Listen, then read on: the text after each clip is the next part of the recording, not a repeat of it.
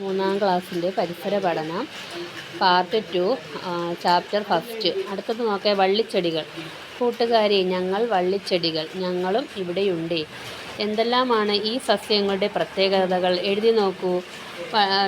വള്ളിച്ചെടികളുടെ പ്രത്യേകത എന്തുവാ? വള്ളികളായി പടരുന്നു, നിവർന്നു നിൽക്കാൻ കഴിയില്ല, തണ്ടിന് ബലം തീരെ കുറവ്, ഒറ്റയ്ക്ക് നിൽക്കാനും കഴിയില്ല.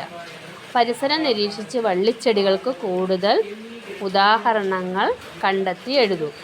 വള്ളിച്ചെടികൾ 2 തരമുണ്ട്. നിലത്ത് പടർന്നു വളരുന്നവയും താങ്ങിൽ പറ്റിപ്പിടിച്ചോ പടർന്നോ മുകളിലേക്ക് വളരുന്നവയും. നമ്മളെ പരിസരത്ത് തന്നെ കണ്ടിട്ടില്ലേ വള്ളിച്ചെടികൾ? 2 തരമുണ്ട്.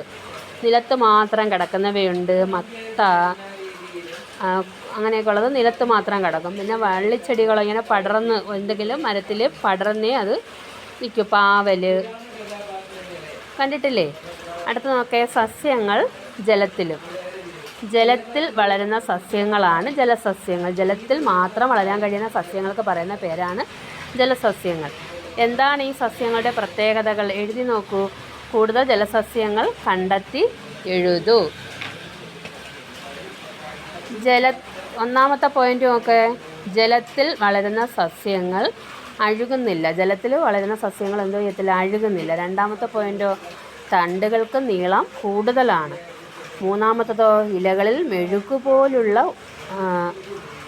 ആവരണം ഉണ്ട്, അതുകൊണ്ട് ഇലകളിൽ വെള്ളം പറ്റിപ്പിടിക്കുന്നില്ല. എന്തൊക്കെ പ്രത്യേകത ഉള്ളത്? ജലത്തിൽ വളരുന്ന സസ്യങ്ങൾ അഴുകുന്നില്ല, തണ്ടുകൾക്ക് നീളം കൂടുതലാണ്, ഇലകളിൽ മെഴുകുപോലുള്ള ആവരണം ഉണ്ട്, അതുകൊണ്ട് ഇലകളിൽ വെള്ളം പറ്റിപ്പിടിക്കുന്നില്ല. പ്രധാനപ്പെട്ട ജലസസ്യങ്ങൾ ഏതൊക്കെയാണ്? നമുക്കെല്ലാവർക്കും അറിയാം, താമര അല്ലേ? കേരളത്തിൻ്റെ നമ്മുടെ ദേശീയ പുഷ്പമാണ് താമര. പിന്നെ ഏതാ? ആമ്പൽ. താമരയുണ്ട്, ആമ്പൽ, കുളവാഴ, അസോള, നീർവാഴ. ഏതൊക്കെയാണ് ജലസസ്യങ്ങൾ? താമര, ആമ്പൽ, കുളവാഴ, അസോള, നീർവാഴ. അടുത്ത നോക്കേ, വിത്തിനുള്ളിലെ ജീവൻ. ഹായ് വെളിച്ചം, ഞാൻ മണ്ണിന് മുകളിലെത്തി. വിത്ത് മുളച്ചു വരുന്നത് നിങ്ങൾ കണ്ടിട്ടുണ്ടോ? നമുക്ക് വിത്ത് മുളപ്പിക്കാം. സുതാര്യമായ ഒരു ഗ്ലാസ്സിൽ മണൽ നിറയ്ക്കൂ. 3-4 പയർ വിത്തുകൾ മണലിൽ അല്പം താഴ്ത്തി ഗ്ലാസ്സിനോട് ചേർന്ന ഭാഗത്ത് വയ്ക്കുക. മണൽ നനയ്ക്കുക.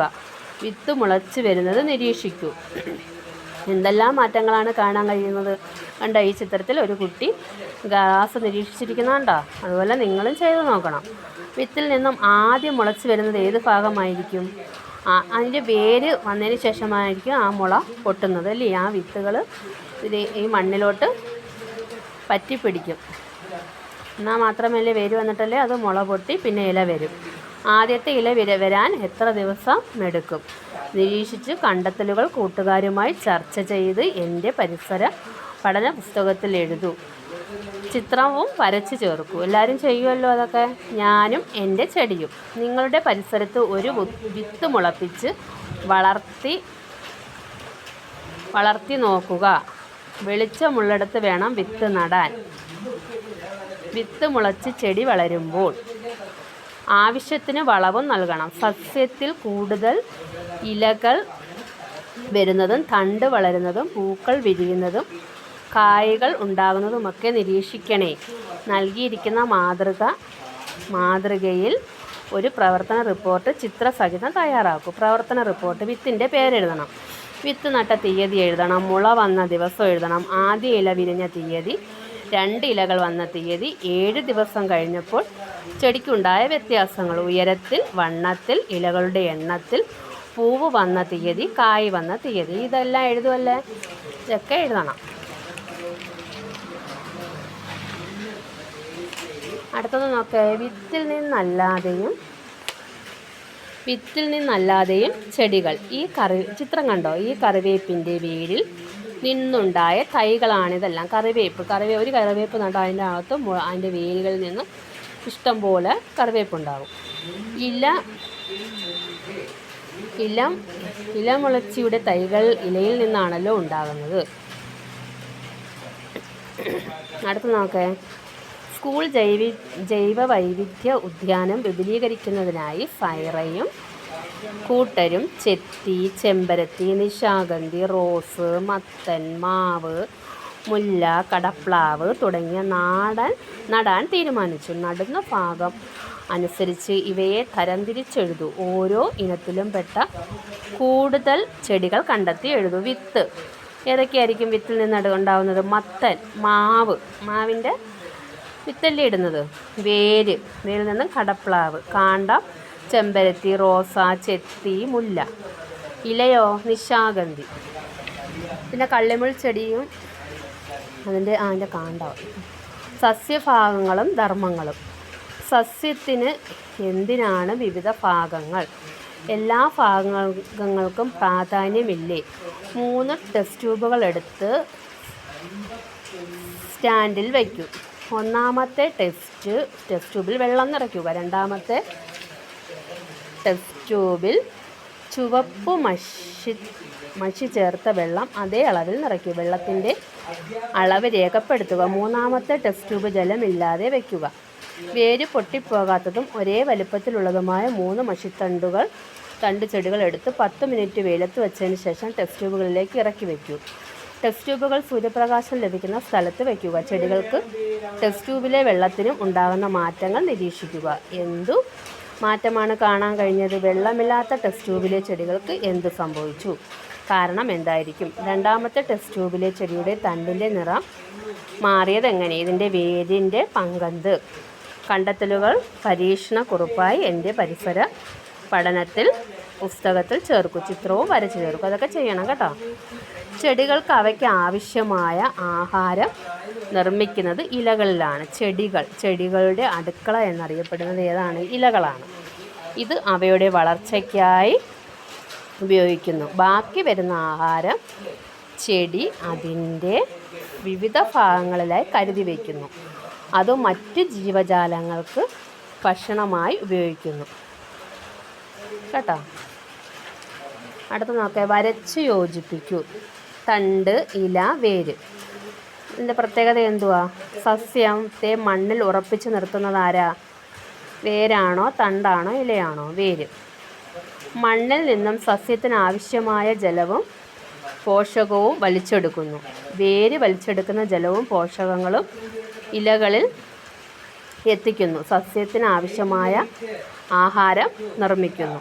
സസ്യത്തിന് ആവശ്യമായ ആഹാരം നിർമ്മിക്കുന്ന ആരാ? ഇലകൾ. തണ്ടിൻ്റെ ജോലി എന്തുവാ? വേര് വലിച്ചെടുക്കുന്ന ജലവും പോഷകങ്ങളും ഇലകളിൽ എത്തിക്കുന്നു. പിന്നെയോ സസ്യത്തെ മണ്ണിൽ ഉറപ്പിച്ചു നിർത്താനും സഹായിക്കുന്നു. മണ്ണിൽ നിന്നും സസ്യത്തിന് ആവശ്യമായ പോഷകങ്ങളും വലിച്ചെടുക്കുന്നു.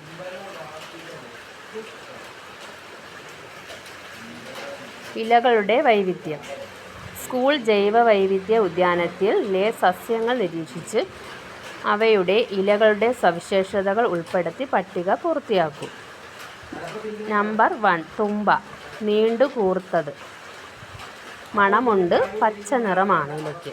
അടുത്തത് 2. റോസ്. ചെറിയ ഇല, മണമുണ്ട്, പച്ച ഇല. അടുത്ത 3. കറിവേപ്പില. ചെറിയ ഇല, മണമുണ്ട്, പച്ച. ചോളം. നീണ്ടു കൂർത്ത ഇല, മണമില്ല ഇതിനല്ലേ, പച്ച ഇല. എല്ലാ ഇലകൾക്കും എന്തുമായിരിക്കും? മിക്ക ഇലകൾക്കും പച്ച നിറമായിരിക്കും. എന്തെല്ലാം വ്യത്യാസങ്ങളാണ് കണ്ടെത്തിയത്? എഴുതി നോക്കൂ. നിറത്തിൽ വൈവിധ്യമുണ്ട്, വലിപ്പത്തിൽ, മണത്തിൽ. എല്ലാ ഇലകളും ഒരേപോലെയാണോ? അല്ല. നിറത്തിൽ വ്യത്യാസമുണ്ട്, വലിപ്പത്തിലുണ്ട്, മണത്തിലുണ്ട്. ഇലകൾ പേപ്പറിനടിയിൽ വെച്ച് ക്രയോൺസ് ഉപയോഗിച്ച്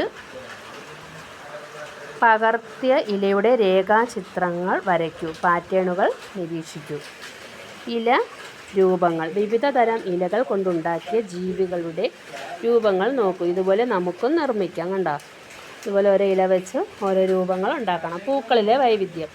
എൻ്റെ പൂക്കൾ പറിക്കരുതേ, പൂ പറിക്കരുത് എന്ന് ചെടി പറയുന്നത് എന്തുകൊണ്ടാവും? പൂക്കൾ കൊണ്ട് ആർക്കെല്ലാം എന്തെല്ലാം പ്രയോജനങ്ങളുണ്ട്? എഴുതി നോക്കൂ. തേനീച്ചയ്ക്ക് തേൻ ലഭിക്കുന്നു. ചെറു പ്രാണികൾ ഇതളുകൾ കഴിക്കാറുണ്ട്. പിന്നെന്തുവാ? ചെടിയുടെ ഭംഗിയും കുറയും. ചെടിയുടെ ആ പൂക്കളൊക്കെ പറിച്ച് കളയുമ്പോൾ ആ ചെടിയുടെ ഭംഗിയും പോത്തില്ലേ. പൂക്കൾ പലവിധം. നോക്കേ. റോസ്, കണിക്കൊന്ന, മുല്ലപ്പൂവ്, 10 മണിപ്പൂവ്, സീനിയ, ജമന്തി. ഇതൊക്കെയാണ് പൂക്കൾ. പിന്നെ വേറെയും പൂക്കളൊക്കെ ഉണ്ട്, അതൊക്കെ നിങ്ങൾ കണ്ടെത്തി എഴുതണം. ഓക്കേ.